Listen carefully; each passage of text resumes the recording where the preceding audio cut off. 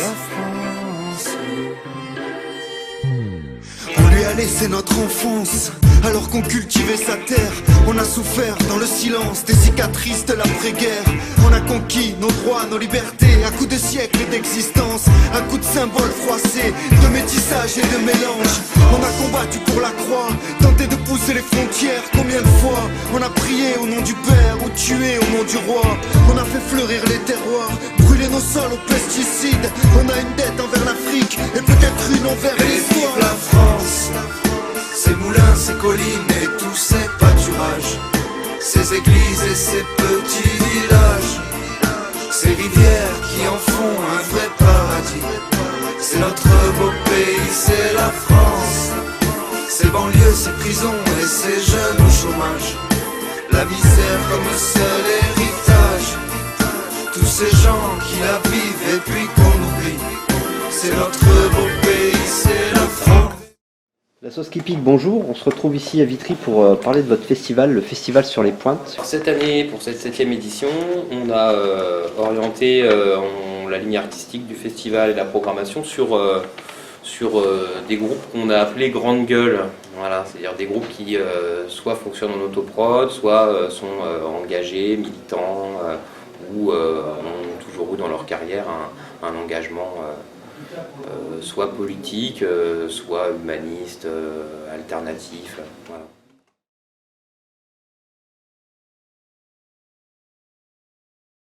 Le premier jour, le vendredi, c'est plutôt punk et metal.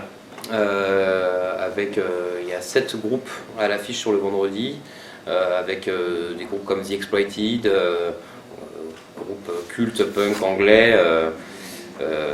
Il y a les 8-6 Crew, un groupe de ska, mouvance skinhead d'extrême gauche, Ultra Vomit qui est du metal parodique.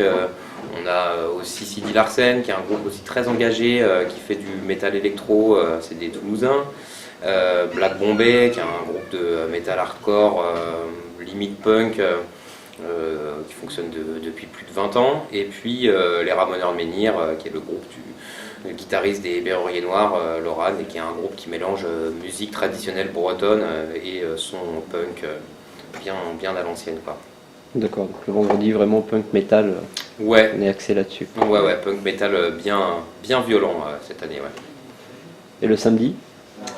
Et le samedi, c'est beaucoup plus festif, familial, varié, avec une programmation qui a été piochée un peu partout sur la planète. On a une fanfare qui nous vient du Bénin, la fanfare Yonley. Il y a Asian Dub Foundation, des Anglais immigrés, pakistanais, indiens. Chez Soudaka, des Espagnols, révolutionnaires. Exactement, ouais, de Barcelone. Louni Saïd Mengelet, qui est un chanteur très très connu, algérien, berbère. Massilia son système, voilà, de Marseille, l'Occitan. Et puis Matt Professor et Prince Fatih, des Anglais. Voilà, c'est un peu les rois du dub anglais.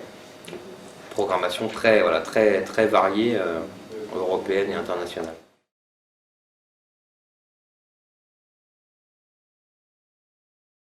Tout public. Tout public? Tout public. Ouais, il y a un peu de tout, ouais. Depuis la création du festival, on a un public qui est très familial. Donc un peu moins sur le vendredi, punk metal, où on a un public, on va dire, de 25-50 ans, quoi. Mais le samedi, les gens viennent avec les gamins parce qu'on a un espace jeu, on a pas mal d'animations, art de rue, art forain. Donc voilà, en plus des concerts, il y a plein de choses pour que les gens viennent en famille, quoi.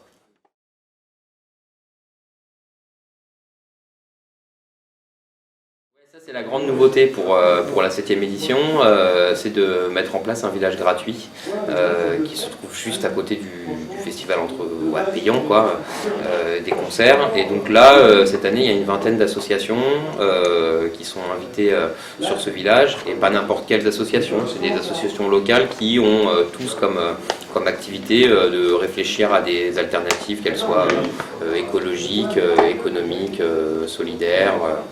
donc voilà, qui vont venir présenter leur activité, leur travail. Et en plus de ces associations, sur le village, il y a des concerts sur une scène gratuite, justement des animations, spectacles de rue sur le parquet, voilà, une pièce de théâtre, des jeux forains, lancer de haches, il y a un cinéma aussi, voilà, plein de choses sur ce village. Je vois qu'il y a des associations dans le recyclage pour valoriser, pour transformer. Il y a dans le social, dans l'éducatif, dans le solidaire, dans le vivre et le consommer autrement. Vous avez aussi vous organisez des débats, je crois, entre médias libres et médias citoyens. Ouais. C'était cette année l'idée de se dire qu'on fonctionne depuis 7 ans, nous, en essayant de créer un festival qui respecte un peu son environnement, qui fonctionne beaucoup justement avec le recyclage. Donc on côtoie en fait toutes ces thématiques et on avait envie de montrer que voilà, il y avait plein d'acteurs locaux, de gens qu'on connaissait, qui étaient nos voisins au niveau associatif, mais et qu'on avait envie de leur donner la parole, donc qu'ils soient présents, et aussi à un moment donné qu'on puisse se rencontrer sous une tente qu'on a appelée la tente Parlons-en, quoi, pour qu'on puisse à un moment donné avoir des temps de débat. Et donc on a 4 thématiques, transport, recyclage, consommer local et presse et médias. On va réfléchir sur la presse et médias, comment on peut justement créer une presse indépendante, une presse libre et justement valoriser un peu nos actions associatives par le biais aussi de nos propres organes de presse, pratiquement, quoi. Voilà. Et ça crée une union des associations qu'on fait pas forcément, on travaille pas forcément assez ensemble, pourtant on a beaucoup d'idées en commun et le fait de se regrouper sur un même lieu, ça permet à tout le monde de discuter ensemble. Ouais, c'est une première étape en fait, c'était de se dire que c'est créer un peu un salon des alters, quoi, un salon des alternos. Voilà, il y a des concerts, comme on le disait tout à l'heure, avec justement que des groupes qui sont dans cette mouvance alternative, indépendant, et de pouvoir réunir aussi à côté de ça ces associations qui se connaissent peut-être pas forcément, et de créer un salon entre guillemets des alternatives, ça peut, je pense, dans les prochaines années, grandir, prendre de l'importance. Parce que le public qui fréquente le festival et les gens qui vont venir aussi intéressés par certaines têtes d'affiche, elles vont voir comment travaillent ces assos, ce qu'elles ont à dire, les idées qui sont développées, et ça peut peut-être les amener à se dire ouais tiens, je vais rejoindre cet asso parce qu'elle me parle, et puis au fur et à mesure des années ça peut être un village qui va prendre de l'importance et de l'ampleur, quoi. C'est intéressant parce qu'il y a beaucoup de gens qui sont dans la demande de comment aider, comment faire pour améliorer notre qualité de vie, etc. Et c'est vrai que c'est un beau lieu de rencontre, quoi. Ouais, totalement. Et en plus des fois des petites choses. C'est-à-dire que sur le village, on a une association qui construit des fours solaires et qui explique comment ça fonctionne. Et puis ces fours solaires après partent en Afrique où ils en ont besoin, besoin de ces techniques-là. Et c'est tout bête à la construction, mais à un moment donné, il faut juste savoir que ça existe. Et ça peut paraître évident, mais nous-mêmes, on ne connaissait pas l'existence de ces fours solaires. Donc c'est bien aussi qu'ils soient présents et qu'ils montrent ce travail-là à un public qui vient peut-être d'abord pour les concerts, quoi.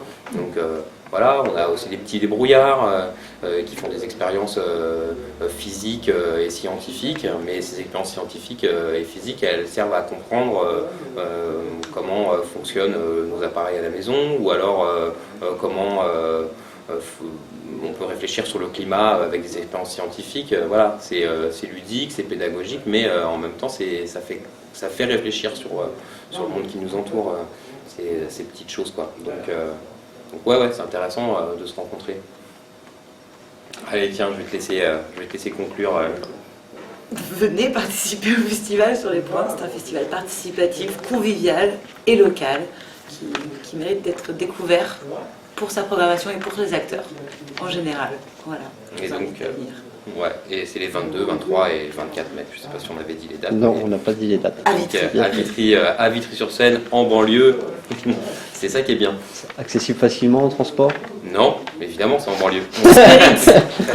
Donc, mais si, il y a des bus, il y Non, a mais le c'est métro pas pas le loin, on peut venir et puis ça On est à dure, 10 ça dure, minutes du métro. voilà, ça dure 3 jours, donc on vient avec sa tente, on n'a pas besoin de rentrer la nuit, il y a un camping qui est installé, voilà, c'est un vrai festival de plein air, on peut passer 3 jours, quoi. Vous avez un endroit où on peut trouver de l'information? Notre site Exactement, internet. mais oui, le www.surlespointes.fr, il y a toutes les infos pratiques, toute la prog, et puis on peut nous contacter si on a la moindre question. Super. Besoin de bénévoles pour ce festival? Besoin de monde? Toujours besoin de bonne volonté. Toujours. effectivement. Ouais, on a besoin de bras. On peut Allez. aussi nous contacter par Facebook à ce propos. Super. Et bah à bientôt, au 22, 23 et 24 mai. Bah ouais, merci. À bientôt.